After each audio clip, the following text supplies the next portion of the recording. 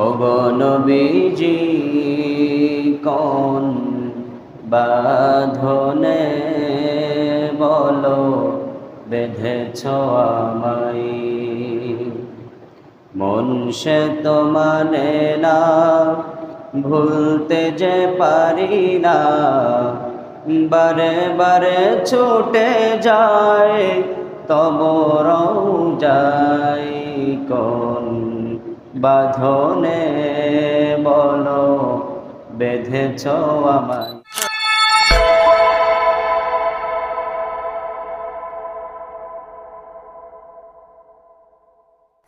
হাজিরিন, আমাদের পবিত্র ঈদুল আজহা অতি সন্নিকটে, খুব বেশি হলেও আর মাত্র 3 সপ্তাহ বাকি আছে।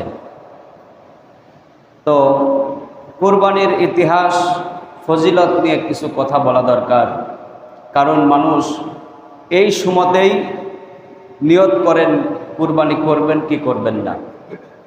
তা আমরা কুরবানির যেটা আসল ইতিহাস, কুরবানি কিভাবে আসলো, কোন কোন নবীর উপরে কুরবানি আল্লাহ রাব্বুল আলামিন দিয়েছেন, এই সব বিষয়ে আমরা আজকে আলোচনা শুনব এবং এই আলোচনা অনুযায়ী আমরা কুরবানি নিয়ত করব এবং সেই আমলগুলো করার চেষ্টা করব ইনশাআল্লাহ। আমরা ইতিমধ্যেই অবগত হয়েছি বা জানি যে একেবারে আমাদের প্রথম নবী থেকেই এই কুরবানির প্রচলনটা চালু হয়ে আছে। আমাদের প্রথম নবীর নাম কি বলেন তো? বলেন। আদি পিতা হযরত আদম আলাইহিস সালাম। আদম আলাইহিস সালাম থেকেই কিন্তু কুরবানি শুরু হয়ে গেছে, কিন্তু কুরবানির নিয়মটা এখন যেরকম আছে আদম আলাইহিস সালামের সময় হয়তো সেরকম ছিল না। এই ব্যাপারে যে প্রত্যেক উম্মতের উপরে যে আল্লাহ তাআলা কুরবানির একটা নিয়ম দিয়েছেন, সেই ব্যাপারে আল্লাহ রাব্বুল আলামিন পবিত্র কুরআনুল কারীম সূরাতুল হজ, এই সূরাতুল হজের 33 নম্বর আয়াতে আল্লাহ তাআলা বলেন, ওয়ালিকুল্লি উম্মাতিন জাআলনা মানসাকাল লিয়াযকুরুসমাল্লাহি আলা মা রাযাকাহুম মিন বাহিমাতিল আনআম। আল্লাহ রাব্বুল আলামিন বলেন, আমি প্রত্যেক উম্মতের জন্য কুরবানির একটি নিয়ম ঠিক করে দিয়েছি, যাতে করে তারা তাদের পশুদের উপর আল্লাহ রাব্বুল আলামিনের নাম নিতে পারে। বলি সুবহানাল্লাহ। এই আয়াত দ্বারা বোঝা যায় যে আল্লাহ তাআলা প্রত্যেক উম্মতের উপরেই কুরবানির একটা নিয়ম ঠিক করে দিয়েছিলেন। তো সর্বপ্রথম যেভাবে কুরবানি করা হয়েছে সেটি হচ্ছে হযরত আদম আলাইহিস সালাম, ওনার থেকে কিন্তু এই জন্মের প্রচলনটা শুরু হয়েছে। উনি যেহেতু পৃথিবীর প্রথম মানব, ওনার থেকেই এবং মা হাওয়া আলাইহিস সালাম থেকে সন্তান জন্মগ্রহণ শুরু হয়েছে। তো ওই সময় আদম আলাইহিস সালামের সময় এক একজন এক একবার গর্ভধারণ করলে যমজ এবং 2টা করে সন্তান তারা প্রসব করে। হাওয়া আলাইহিস সালামও একই নিয়মে 2টা করে সন্তান উনি জন্মগ্রহণ করান। তো ওই সময় আল্লাহ রাব্বুল আলামিন একটা সিস্টেম করে দিয়েছিলেন, যেহেতু মানুষ একেবারেই কম, পৃথিবীতে মানব শূন্য যখন, তখন আল্লাহ তাআলা নিয়ম করে দিয়েছিলেন যেই জোড়া জন্মগ্রহণ করবে, এই জোড়া জন্মগ্রহণ করার পরে আরেকবার যে জোড়া জন্মগ্রহণ করবে, জোড়া হয়ে গেল 2টা, মানুষ হলো 4 জন। প্রথম জোড়ার সাথে দ্বিতীয় জোড়ার, প্রথম জোড়া ছেলের সাথে দ্বিতীয় জোড়ার মেয়ের বিয়ে হবে। তার মানে পর্যায়ক্রমে যখন হাবিল এবং কাবিলের জন্ম হয়েছে, হাবিলের সাথে একজনের জন্ম হয়েছে একটা মেয়ের, আর কাবিলের সাথে জন্ম হয়েছে আরেকটা মেয়ের। একটা ছেলে একটা মেয়ে এইভাবে জন্মগ্রহণ করতে লাগলো। তো যখন হাবিলের সাথে একটা মেয়ে জন্মগ্রহণ করেছে আর কাবিলের সাথে একটা মেয়ে জন্মগ্রহণ করেছে, তো হাবিলের সাথে যার জন্মগ্রহণ হয়েছে সে অত্যন্ত সুন্দরী একজন মানুষ, ওই মেয়েটা অত্যন্ত সুন্দরী। কাবিলের সাথে যার জন্মগ্রহণ হয়েছে সে সুন্দরী, আর হাবিলের সাথে যার জন্মগ্রহণ হয়েছে সে কুৎসিত, দেখতে খুব একটা ভালো না। তাহলে নিয়ম অনুযায়ী কি হবে বলেন তো? হাবিল বিয়ে করবে কাবিলের জুরার মেয়ের সাথে। হাবিলের সাথে যে জুরার জন্মগ্রহণ হয়েছে সেই জুরার মেয়ে কুৎসিত, কাবিলের জুরার মেয়ে সুন্দরী। তার মানে হাবিল বিয়ে করবে কাবিলের জুরার ওই মেয়েকে, নিয়ম অনুযায়ী এটাই আসে। কিন্তু কাবিল উনি বেঁকে বসলেন যে না, আমি এই বিয়েতে রাজি না, কারণ সে বিয়ে করতে গেলে পরে কুৎসিত মেয়েটাকে তার এখন বিয়ে করতে হবে, যেহেতু তার সাথে জন্মগ্রহণ করেছে। তার সাথে যে জন্মগ্রহণ করবে তার সাথে তার বিয়ে হবে না, অন্য জুরার মেয়ের সাথে বিয়ে হবে। তো এইটা নিয়ে যখন ঝামেলা হতে লাগলো, কাবিল বললেন, তার বাবাদেরকে বলতেছে, পরিবারের লোকজনদেরকে বলতেছে যে তোমরা হয়তো আমাকে কম ভালোবাসো, আমার ভাই হাবিলকে তোমরা বেশি ভালোবাসো, এই জন্য হাবিলের সাথে আমার জোড়া যে জন্ম হয়েছে সুন্দরী মেয়ে, এই মেয়েকে তোমরা বিয়ে দিতে চাচ্ছ। এই যে একটা প্যাচ বেঁধে গেছে, এখন এর সমাধান কি হবে? সমাধান হিসাবে ফায়সালা আসলো এমন যে দুইজনেই কুরবানি দিবেন। কি দিবেন? কুরবানি দিবেন। এই যার কুরবানি কবুল হবে তারটাই গ্রহণ করা হবে। যদি হাবিলের কুরবানি আল্লাহ তাআলা কবুল করেন তাহলে যে নিয়ম ছিল সেই নিয়মই থাকবে, কারণ হাবিল তো এটা মেনেই নিছে। আর যদি কাবিলের কুরবানি কবুল হয় তাহলে কাবিল এই সুন্দরী মেয়েকে বিয়ে করতে পারবে। এরপরে কুরবানি দেওয়ার পালা। কুরবানি হাবিল উনি মেষ চড়াতেন, তার অনেক গবাদি পশু ছিল, সেখান থেকে একটা সুন্দর দেখে একদম মানে পরিপক্ত একটা গাভী নিয়ে এসে কুরবানি দিলেন। আর কাবিল উনি হচ্ছে আপনার চাষি ছিল, মাঠে কাজ করতেন, সেখান থেকে কিছু ফসল কুরবানি করলেন। কুরবানি করা মানে আল্লাহর রাস্তায় আল্লাহর নামে সেটা উৎসর্গ করে দেয়া। এখন যেমন আমাদের কুরবানি কবুল হয়েছে কি হয় নাই এটা কি আমরা বুঝতে পারি? আমরা এটা বুঝতে পারি না, কিন্তু ওই সময় বোঝার একটা নিয়ম ছিল। নিয়মটা কি? নিয়ম হচ্ছে যে যারটা কবুল হবে আসমান থেকে আগুন এসে তার কুরবানির যেই জিনিসটা দিয়েছে সেই জিনিসটা পুড়াই দেবে, সেখান থেকে একদম ভৎস করে দেবে। এই নিয়ম অনুযায়ী দুইজনে যখন তার প্রিয় জিনিস উৎসর্গ করেছেন তখন হাবিলেরটা আল্লাহ তাআলার পক্ষ থেকে আগুন এসে সেটা পুড়ায় ফেলছে অথবা উধাও হয়ে গেছে। কাবিল কিন্তু বুঝে ফেলছে যে আমারটা কবুল হয় নাই। এরপরে হাবিল কি বললেন? কাবিল কি বললেন? কাবিল বললেন যে আমার কুরবানি যখন কবুল হয় নাই তার মানে আমার আশা পূর্ণ হবে না, আমি এই সুন্দরী মেয়েকে বিয়ে করতে পারবো না। আমি যখন এই মেয়েকে বিয়ে করতে পারবো না তখন আমি তোমাকেও এই সুন্দরী মেয়েকে বিয়ে করতে দিব না। আমি কি করব? আমি তোমাকে হত্যা করব। আল্লাহ রাব্বুল আলামিন এই মর্মে বলেন, ওয়াতুলু আলাইহিম নাবা আবনাই আদম বিল হক ইদ কররাবা কুরবানান ফাতুকুব্বিলা মিন আহাদিহিমা ওয়া লাম ইউতাকাব্বাল মিনাল আখর। তারা দুজন যখন কোরবানি করলেন, দুইজনের একজনের কোরবানি আল্লাহ রাব্বুল আলামিন কবুল করলেন, আর একজনেরটা কবুল করলেন না। তখন আরেকজন তার ভাই কাবিল তাকে বললেন, ক্বালা আকতুলান্নাক ক্বালা ইন্নামা ইয়াতাকাব্বালুল্লাহু মিনাল মুত্তাকিন। তার ভাই কাবিল তাকে বললেন, আমি এখন তোমাকে হত্যা করব, কারণ তোমাকে যদি আমি হত্যা করে ফেলতে পারি তাহলে ওই সুন্দরী মেয়েকে আমি বিবাহ করতে পারবো। এই কথা তার ভাইকে যখনই বললেন তখন তার ভাই বললেন যে তুমি তোমার সিদ্ধান্ত পরিবর্তন করো, তুমি আমাকে হত্যা করে কি করবে? সুতরাং আল্লাহ রাব্বুল আলামিন যার তাকওয়াকে বেশি পছন্দ করেন আল্লাহ তাআলা তার কুরবানি কবুল করেছেন। তুমি আমাকে হত্যা না করে তুমি তাকওয়া অর্জন করো। ক্বালা ইন্নামা ইয়াতাকাব্বালুল্লাহু মিনাল মুত্তাকিন। তুমি মুত্তাকিন হওয়ার চেষ্টা করো, তাতে তোমার কিয়ামতের দিন আল্লাহ রাব্বুল আলামিনের সুপারিশ তুমি পেয়ে যাবে, তুমি আল্লাহ তাআলার জান্নাতে যেতে পারবে। আর যদি তুমি আমাকে হত্যা করে ফেলো তাহলে কিন্তু তুমি কিয়ামতের দিন এই সুযোগটা পাবে না। দেখেন, যখন তার মাথার ভিতরে একটা অন্যরকম চিন্তা ভাবনা চলে আসছে, হাবিল যাই বলুক কাবিল কিন্তু এ কথা শুনতে রাজি না। হাবিল কিন্তু ঠিক কাবিল তার ভাইকে হত্যা করেছে।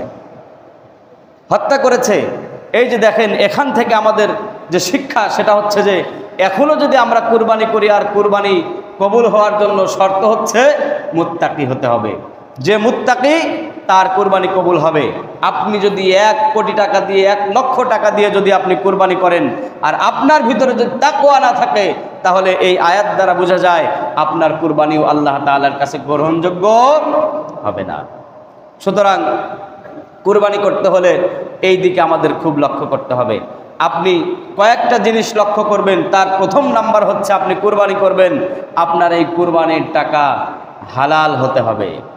অনেক মানুষ আছেন কুরবানির টাকা হালাল না, কিন্তু সমাজে এত বড় কুরবানি কেনে যে কিনে সারা গ্রাম সুদ্ধা ঘুরায় নিয়ে বেড়ায়। অনেক শহরে দেখা যায় যে ফুলের মালা গলায় দিয়ে শহর ঘোরাচ্ছে যে অমুক ব্যবসায়ী, অমুক টাকাওয়ালা মানুষ এই গরুটা বা এই মহিষটা বা এই উটটা কুরবানি করবে, আছে না?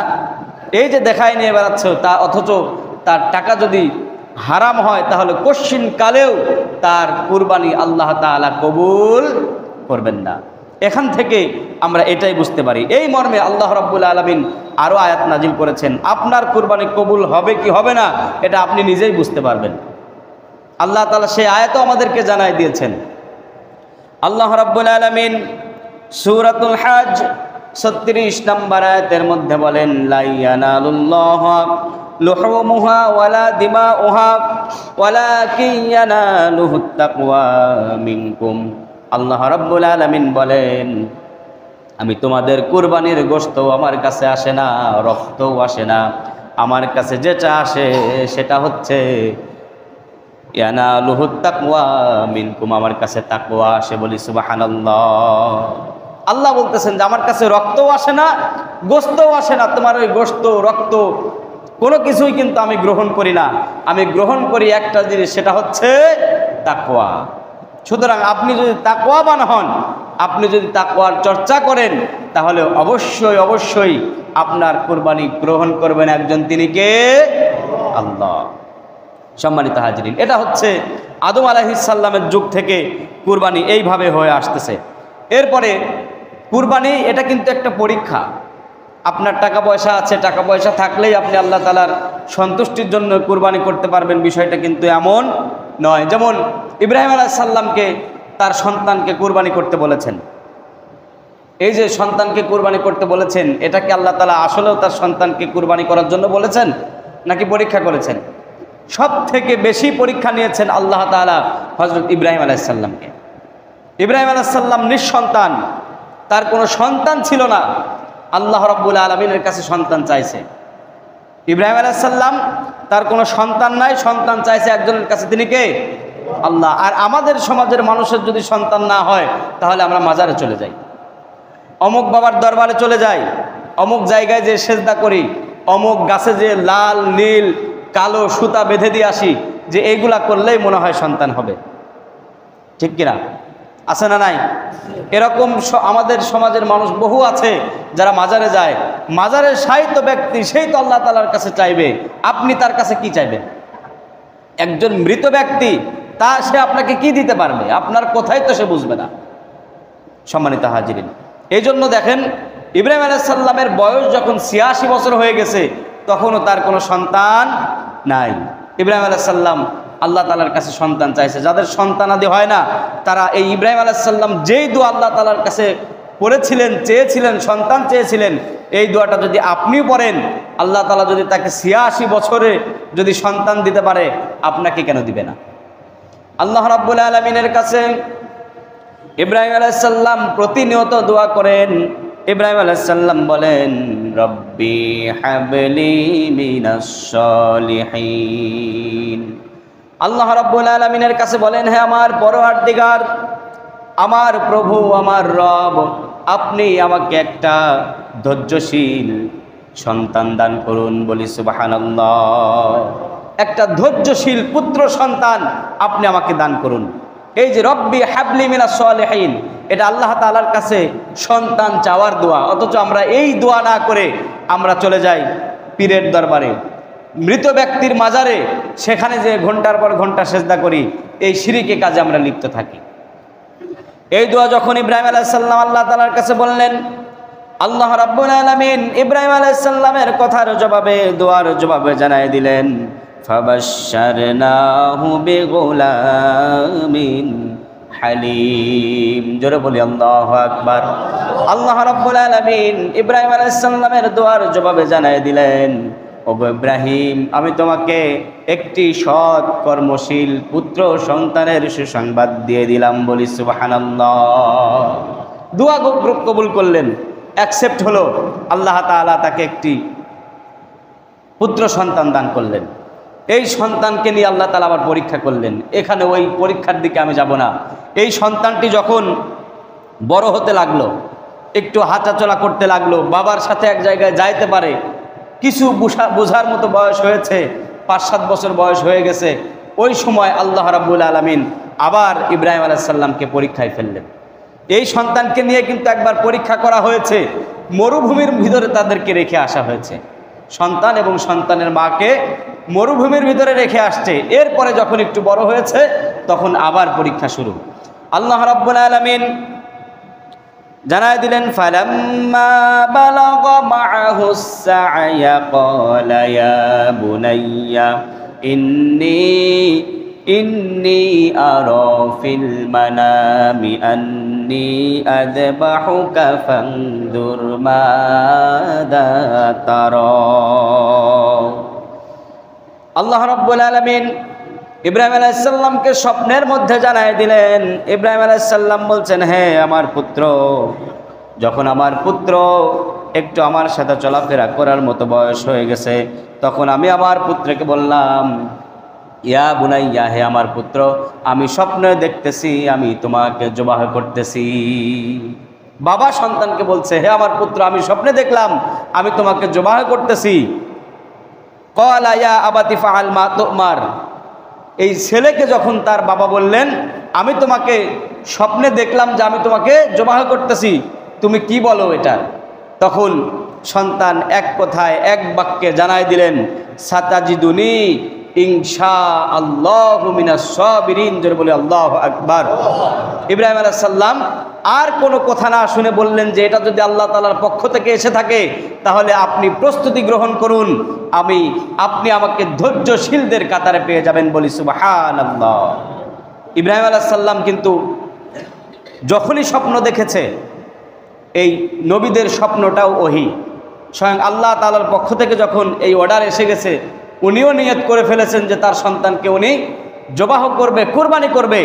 এখানে একটা প্রশ্নবোধক চিহ্ন আছে যে ছেলের কাছে জিজ্ঞাসা করতেছেন যে আমি স্বপ্নে দেখেছি আমি তোমাকে জবাহ করতেছি, তুমি কি বলো?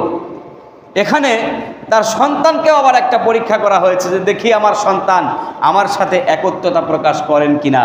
এই কথা যখনই বলেছেন তখনই তার সন্তান বলেছেন, সাতাজিদুনি ইনশাআল্লাহু মিনাস সাবিরিন। আপনি আপনার কার্যক্রম শুরু করুন, আপনি আমাকে একজন সৎ কর্মশীল এবং ধৈর্যশীলদের কাতারে পেয়ে যাবেন, বলি সুবহানাল্লাহ। তার মানে আমি রাজি আছি, আপনি শুরু করুন আপনার কাজ। এরপরে আল্লাহ রাব্বুল আলামিন জানায় দিলেন, ফালাম্মা আসলামা ওয়া তাল্লাহু লিল জাবিন। যখন তারা দুইজনই রাজি হয়ে গেল, তখন ইব্রাহিম আলাইহিস সালাম তার সন্তানকে উপর করে শুয়ায় দিলেন। ইব্রাহিম আলাইহিস সালাম তার কার্যক্রম শুরু করতে লাগলেন, তার সন্তানকে উপর করে শোয়ায় দিলেন। সন্তানও বলছে যে আমি যদি চিত হয়ে থাকি আর আমি যদি আপনার চোখের দিকে তাকাই, আপনার এত বছরের সন্তান আমাকে দেখলে হয়তো আপনার মায়া লাগবে, সুতরাং আপনার চোখের দিকে আমি তাকাবো না, আপনিও যেন আমার মুখ দেখতে না পারেন, আমি উপর হয়ে থাকব, এই অবস্থায় আপনি আমাকে জবাহ করে দেবেন। এরপরে আল্লাহ রাব্বুল আলামিন জানান, ওয়ানাদাইনাহু আইয়া ইব্রাহিম।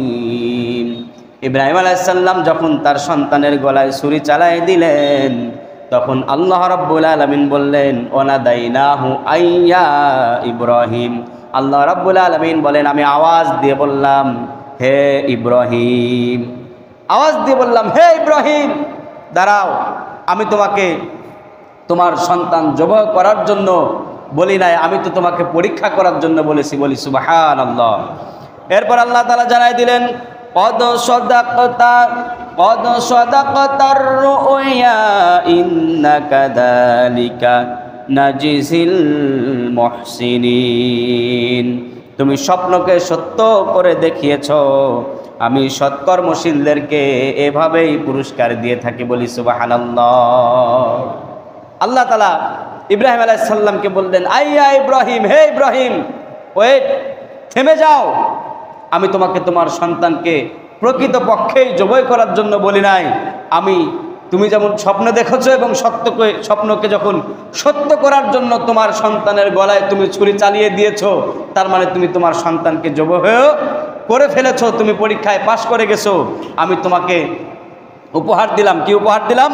আল্লাহ তাআলা বলেন ইন্না হাযা লাহুয়াল বালাউল মুবিন, নিশ্চিন্তভাবে এটা ছিল একটি পরীক্ষা মাত্র। বলি সুবহানাল্লাহ। আল্লাহ তাআলা বলছে এটা তো একটা পরীক্ষা ছিল, সুতরাং তুমি তোমার সন্তানের গলায় ছুরি চালাও যখন, তখনও তুমি জানো না যে তোমার সন্তান কুরবানি হবে না, তুমি তো জানো যে কুরবানি হয়ে যাবে, তার মানে তুমি পরীক্ষায় পাশ করে গেছো। তাকায় দেখো নিচের দিকে, তোমার সন্তান কিন্তু তোমার ছুরির নিচেই ছিল না, সেখানে কিন্তু আমি আল্লাহ তাআলা অন্য একটি পশু আমি সেখানে দিয়ে দিয়েছি। সে ব্যাপারে আল্লাহ তাআলা বলেন ওয়াফাদাইনাহু বিযিবহিন আযীম, আল্লাহ রাব্বুল আলামিন বলেন আমি একটি বড় কুরবানির বিনিময়ে এই শিশু সন্তানটিকে বাঁচাই দিলাম। বলি সুবহানাল্লাহ। একটি বড় কুরবানি, একবার চিন্তা করেন, আল্লাহ রাব্বুল আলামিন স্বয়ং নিজে শব্দ ব্যবহার করেছেন যে একটি বড় কুরবানির বিনিময়ে আমি তোমার এই সন্তানকে বাঁচাই দিলাম। বড় কুরবানি মানে কি? সন্তানকে কুরবানি করার থেকে বড় কোনো কুরবানি আর হতে পারে? কথা বলেন, হতে পারে? কোনোভাবেই হতে পারে না। ৮৬ বছর বয়সে যখন একটা সন্তান আল্লাহ তাআলার কাছে চেয়ে যখন পেয়েছে, এই সন্তানকে আল্লাহ তাআলা আবার জবাহ করতে বলেছেন, উনিও জবাহ করে দিছেন। আল্লাহ তাআলা বলছেন যে এত বড় কুরবানি তুমি আমার জন্য করলে, সুতরাং এই কুরবানি, বড় কুরবানির জন্য আমি তোমার সন্তানকে বাঁচাই দিলাম। এরপর আল্লাহ তাআলা বলেন ওয়া তারাকনা আলাইহি ফিল আখিরিন, এবং পরবর্তী বংশধরদের মধ্যে চিরকালের জন্য আমি তোমার প্রশংসা রেখে দিলাম। বলি সুবহানাল্লাহ।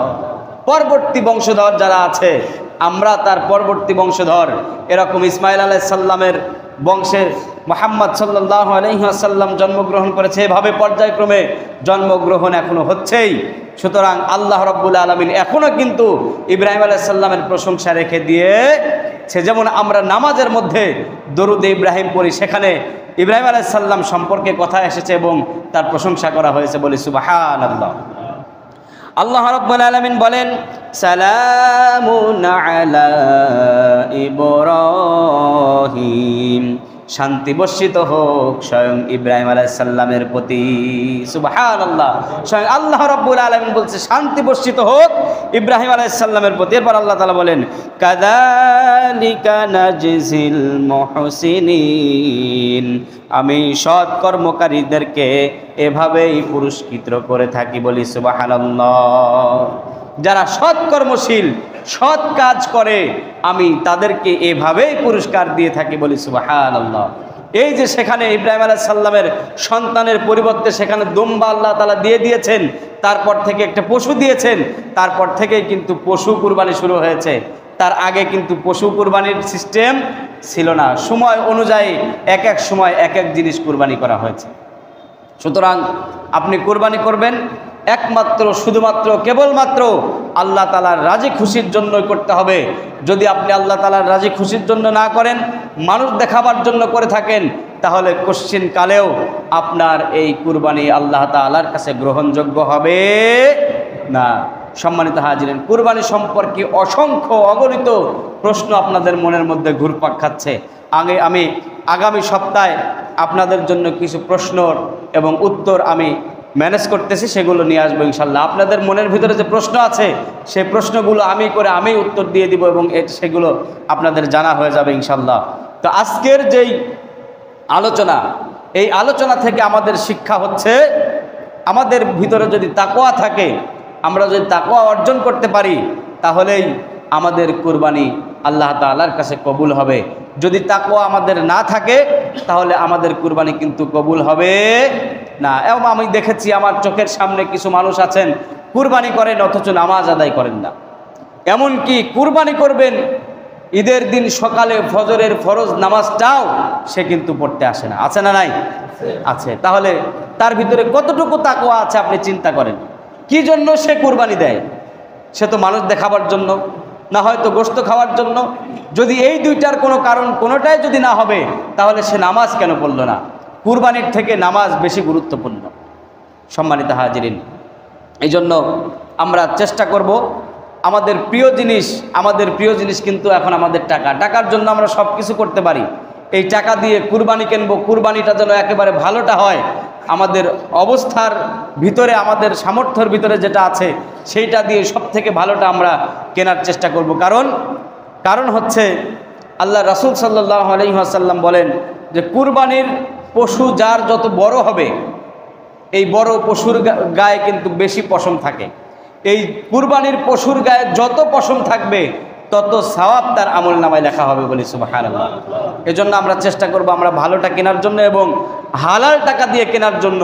আর আমরা যাদেরকে ভাগি নেব, আমাদের সাথে একবারে গরু কুরবানি করা হয়তো সম্ভব না, 5টা 7টা 2-3টা যাই হোক, একের অধিক যখন হবে আমরা এই লোকটাকে যাচাই বাছাই করে নিব যে আসলে তার টাকাগুলো হালাল না হারাম, তার ইনকামটা কি, এগুলো যাচাই বাছাই করে তারপরে আমরা তাদেরকে ভাগিদারের মধ্যে নিব ইনশাআল্লাহ।